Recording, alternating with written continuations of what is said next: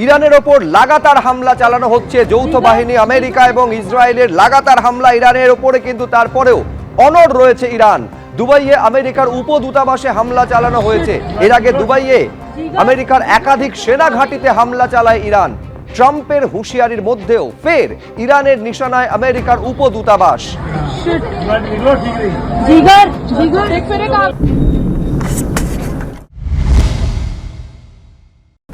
এরই মধ্যে আবার লেবাননে হামলা ইসরায়েলের, 6 জনের মৃত্যুর খবর পাওয়া যাচ্ছে। মাউন্ট লেবানন এলাকায় এয়ার স্ট্রাইক যৌথ বাহিনীর, অন্তত 6 জনের এই হামলায় মৃত্যু হয়েছে বলে খবর, আরো অনেকে আহত হয়েছেন। সব মিলিয়ে ইসরায়েলি হানায় লেবাননে 50 জনের মৃত্যুর খবর পাওয়া যাচ্ছে, 300-রও বেশি আহত, জানাচ্ছে লেবাননের স্বাস্থ্য মন্ত্রক। ইসরায়েলের তরফে লাগাতার হামলা চালানো হচ্ছে ইরানের প্রতি। উত্তর তেহরানে মিসাইল অ্যাটাক ইসরায়েলের। গতকাল বিমানবন্দরে হামলা চালানো হয় এবং আজ ফের তেহরানে চলেছে আক্রমণ।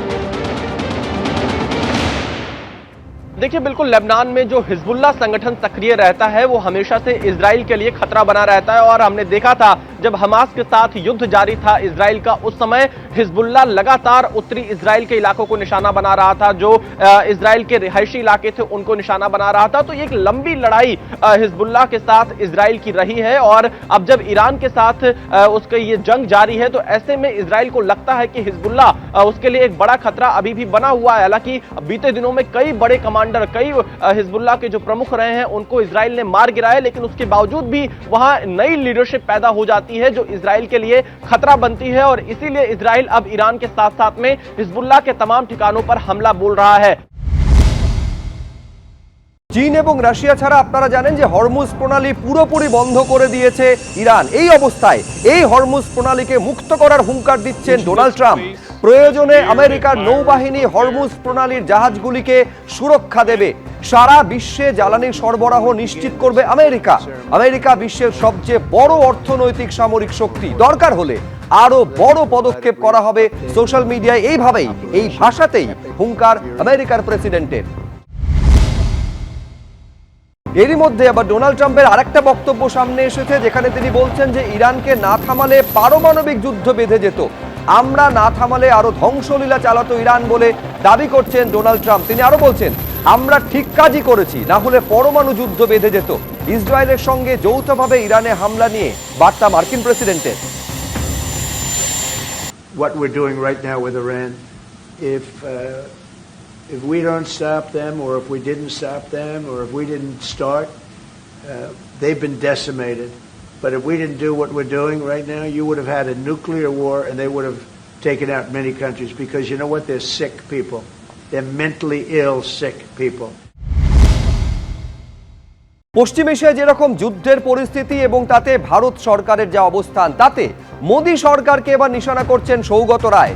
তিনি বলছেন, যুদ্ধ নিয়ে চুপ করে কেন বসে রয়েছে মোদী সরকার? মোদী সরকারের বিদেশ নীতি ব্যর্থ বলে অভিযোগ করছেন তৃণমূল সাংসদ। তিনি বলছেন, কাছেই যুদ্ধ হচ্ছে, মুখ বন্ধ করে থাকবো, এটা তো হয় না। আসলে ট্রাম্পকে খুশি করতে ব্যস্ত রয়েছে মোদী সরকার। এই ভাষাতেই আক্রমণ শানিয়েছেন সৌগত রায়।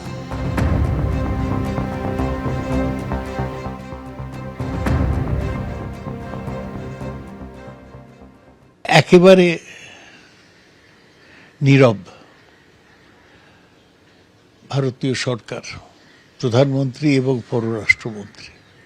এমনকি খামেনির মৃত্যু হওয়ার সেটা নিয়েও দুঃখ প্রকাশ করেন। এটা ভারতীয় পররাষ্ট্র নীতির একটা ব্যর্থতা বলা যায়। ভারতবর্ষ এত বড় একটা দেশ, আমাদের কাছেই যুদ্ধ হচ্ছে, আমরা মুখ বন্ধ করে থাকবো, সেটা ঠিক হয় না। কেন ট্রাম্প কিছু করলে সেই ব্যাপারে মোদি নীরব থাকেন? উনি বলেন ট্রাম্প মাই ফ্রেন্ড, আবার তারপর আমেরিকা ইচ্ছে মতো ট্যারিফ বাড়িয়ে দেয়। সেই ব্যাপারেও কেন চুপচাপ থাকেন, এটা পরিষ্কার নয়।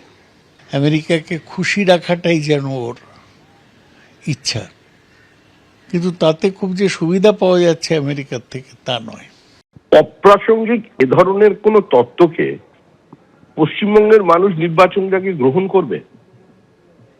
ভোট প্রক্রিয়া এটা হাতিয়ার হবে? মানুষ কি মূর্খ?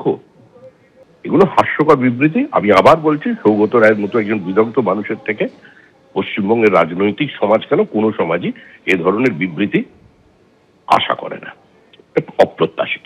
এবিপি আনন্দ, এগিয়ে থাকে, এগিয়ে রাখে।